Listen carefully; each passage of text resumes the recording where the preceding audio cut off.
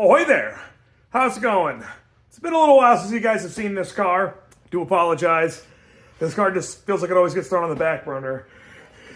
Yeah, the goal is this year to hopefully get this thing painted. It's kind of hard to see, but there's a lot of bad fading right there. I don't know how they paint these cars from the factory, if it's like a clear, a base coat kind of thing, but there's just a lot of imperfections on the hood.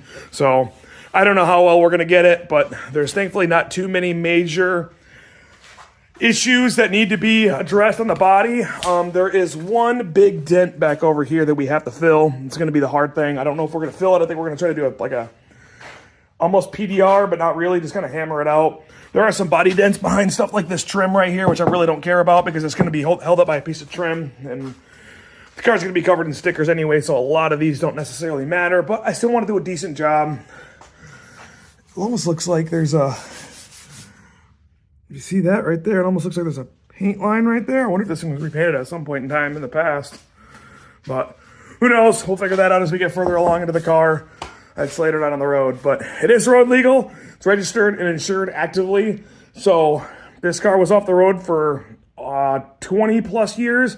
I'd have to look at the dates. I don't exactly remember, but it's now officially re-road legal again. The last video on this thing was when I did the Japanese metal front skid plate and the steering rack. I don't think I've done any videos since then, but since then I did do a couple of things to this thing. I added some cup holders, which is pretty minor. I did a handful of other miscellaneous interior thing. I did get the AC retrofitted with a Sandin SC508 compressor, which is actually one of these right here. I'll cover that in another video in the future. It's already done and blowing pretty cold. So I did purchase a lot of parts to do the exhaust on it. So I'd planned on doing the exhaust in this thing. I'm rocking a crappy stock exhaust I pulled off of a car that's full of rust holes. So that's got to get built this year. What is this? Oh, that's for that thing. A little thing in there.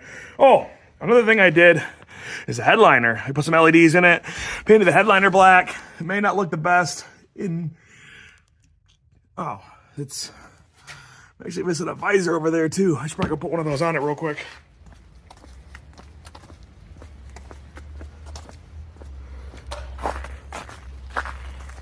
Oh boy, it's crowded out here. Usually that's in the garage, so this looks different.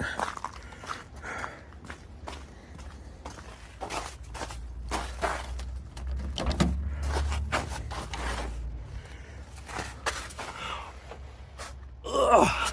Yeah, that'll do.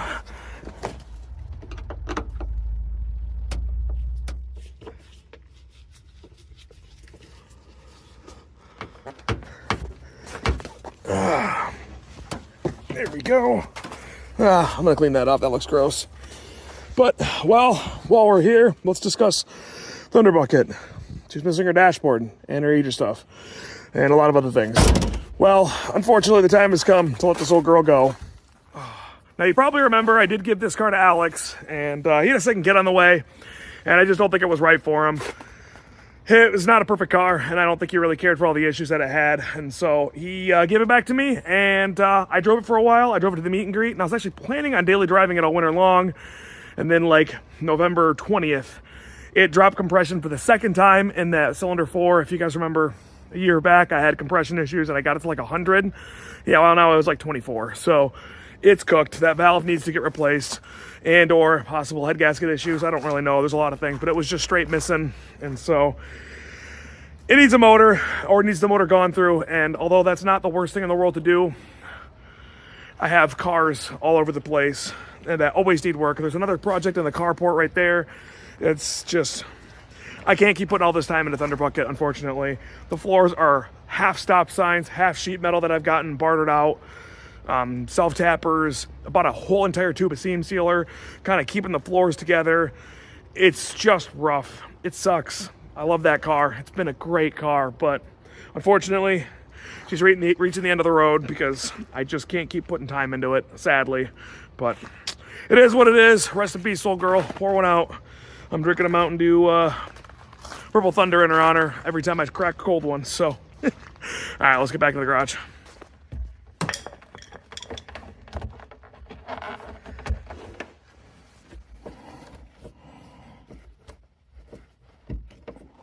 That's better anyway, though.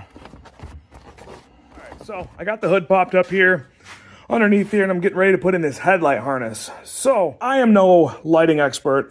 I'm going off of information I've received from people that I know are significantly smarter than me. I'm going to link in the description of this video a link to a website called Daniel Stern Lighting. I'm probably pronouncing the exact website name incorrectly, but it is in the description. And basically what he explains is that when these things are getting power to the headlights, it's going through the switch, through two little metal contacts, and then out through the rest of the car to send power, or actually send ground signal through the rest of all these things. So this is supposedly going to give more power directly to the headlights versus running through these tiny little gauge wires down here that are like, I don't know, 18 gauge wires, maybe 22 gauge wires. They're pretty small. So this is a much thicker wire and allegedly will be brighter. So we're going to basically go through here, connected to the battery terminals, which these are in need of some love, so I think we're going to go ahead and get all this stuff upgraded as well while we're at it, because that's really not great. So, all right, so these battery cables, as you can see, are holding on for dear life, and I don't really like that. So we're going to go ahead and upgrade this. By upgrade, I mean we're just going to kind of replace it with some stuff that's maybe a little bit heavier duty, because this is going to be eventually a problem for me, and I don't like problems. I don't want to be on the road somewhere and then the car kind of starts freaking out because I've been bouncing around for 3,000-4,000 miles on trails, and then this thing kind of just decides, yep, we're done today. Today's the day. So here is most of the ground wiring. It looks like we have one wire that is feeding up to this terminal that I will have to So yeah, this thing, as you can kind of see, is starting to fall out all over the place. So we're going to go ahead and upgrade this. But here's my new ground terminal and new cables. So these should be, in theoretically, a little bit better. Hopefully they're not too short. I just kind of guesstimated on size. But we're going to go ahead and kind of throw that on there right now. It's not going to stay super tight yet. This one will go right over there on the firewall where that other one is. Again, it's probably overkill, but that is what it is. This now will go back onto this.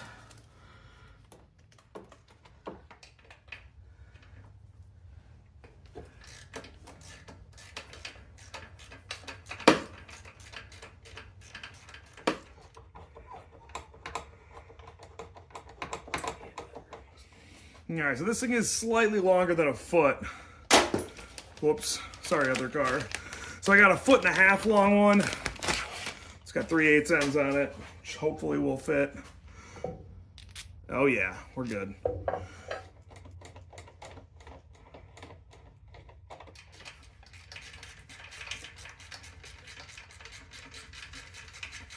All right, here's our final results. This is a significantly larger gauge than the original wiring, so I don't think we'll have any issues with grounds at all. So kind of tucked it in down to the block right there. Don't know how well you can see it. It's kind of stashed over in the corner there behind the oil filter. But yeah, that did the grounds. The grounds are a little bit better now. I'd like to also upgrade the positive terminals if possible. Don't know if there's a very good way to redo these and make this beefier, but I'm going to do some digging and see if I can, because I'd like there to be more wire going to the alternator and then less wire, if that makes sense. So let me see if I can't do some science and do some research on that. All right, well, touching back on this thing, it's been a little while now. And by a little while, I mean a couple hours.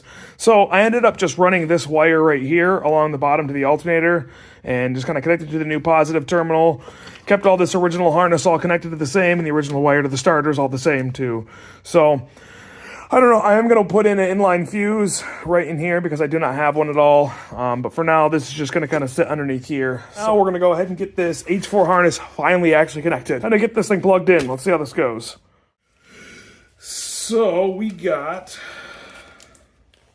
a little tuck along inside of there. We'll go to that side. So we'll focus on that side a little later. For now, we're going to focus on this driver side.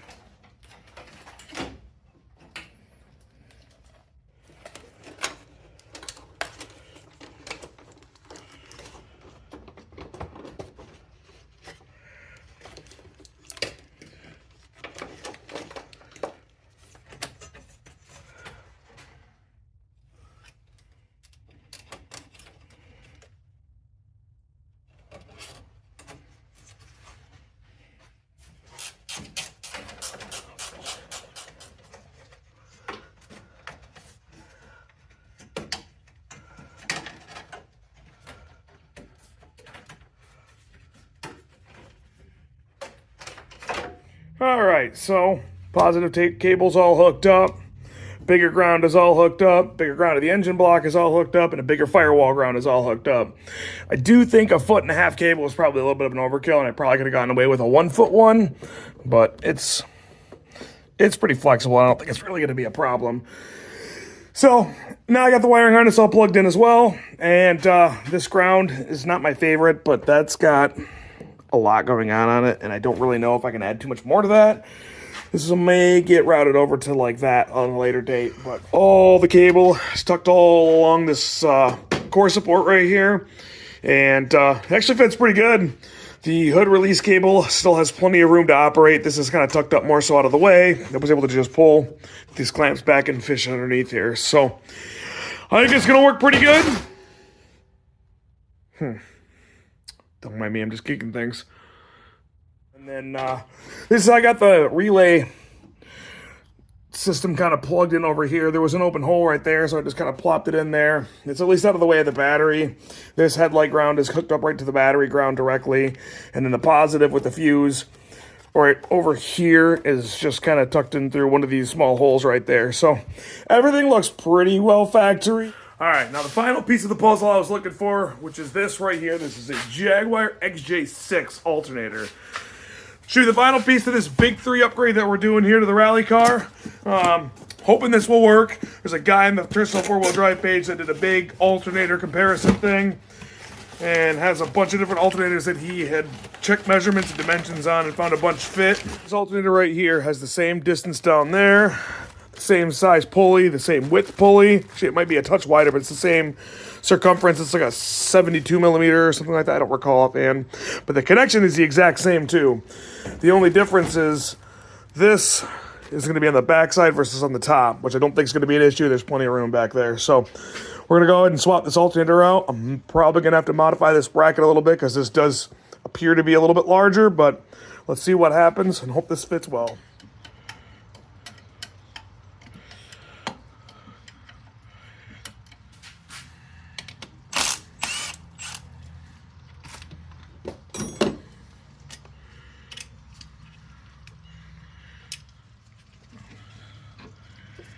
Out goes this old girl. It's old. This is actually basically a brand new alternator, but kind of got to get the connector off the back, don't I?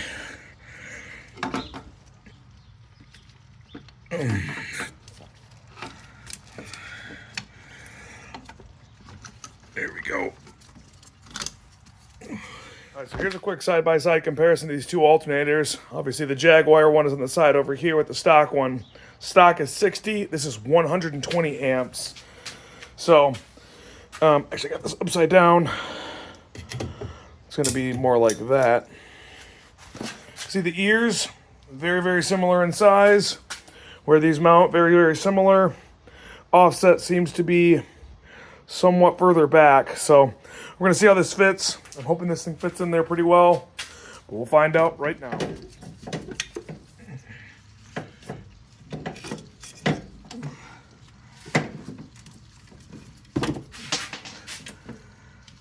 Yep, that's right in the bracket in the bottom.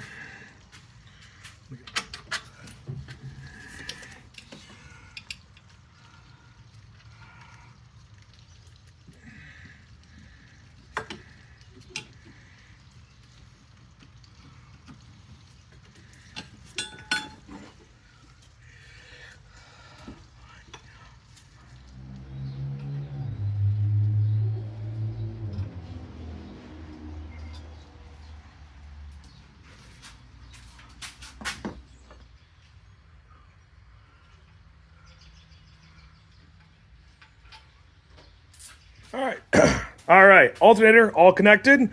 Everything's bolted in place. I didn't have to modify this at all. I just kind of basically bent it a little bit, ran that bolt through, and it all snugged up in place. So we are pretty much all ready to get this thing started, but we ran into one issue. This is the factory alternator connector right here. The diameter of that is a little bit smaller than the new connector. So it is quite a bit of a size difference, so I don't think I want to just drill it out with a drill bit because that's going to leave me with practically nothing left. So I'm going to go ahead and break the end off of this, pull these ends off, and recrimp a new connector on that. I think that should get me right where I need to be for getting this connected. And then the factory one right here should just connect. Which way is that going to want to go? Right there like that. And that connects right in place.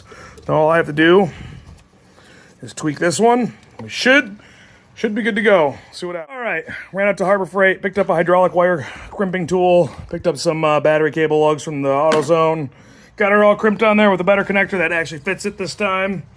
And I think now we're at the moment of truth. Let's go ahead and fire it up, make sure the alternator actually works and charges. From everything I read, these connectors are all the same, so we should be good to go. This belt is definitely a little bit wider. I don't know if I can change the one off the original alternator and make it fit or not, because it looks like that diameter is probably a little bit larger. So we'll probably just leave it. I don't think it'll hurt it, having a little bit extra free space in there. So let's go ahead, fire this thing up and check our voltage. This will be our first start since like early November. So I've got these cars all shoved in this garage for the last couple of months. So got an electric fuel pump on it. So I don't think it'll start real difficult, but boy, it's foggy in here. Pokemon. Let's close that door. All right, we got music going. All right, let's see what happens. Currently at 11.2 volts. It is very muggy in here and damp, but give this a pump. We got 14.3 volts. That means we're charging. So now theoretically, this thing should not do too much of a drop when I got all my phones and everything like that charging inside of here. So twice the amperage of the original alternator. I think it's going to be awesome. So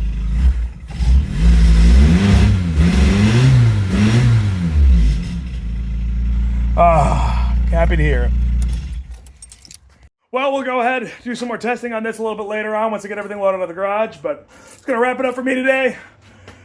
Just a little bit of midwinter wrenching, even though now I'm in a t-shirt, because spring is finally here in Michigan. So today I'm actually going to go ahead and clean the crap out of this garage, because I have 4 cars and parts. There's like 2 transmissions worth of guts on that bench right there. There's a broken drive shaft over there. I got seats and stuff all over the place. I got to do some cleaning in here. So I'm going to do a big garage clean day and catch up with you guys sometime soon. So appreciate you watching. Stay tuned for the next video. We're going to get everything cleaned out. We'll start doing some other fun stuff soon. This girl is going to be our primary focus this summer. So can't wait. Hope you guys enjoy. Stay tuned. Catch you later. Adios.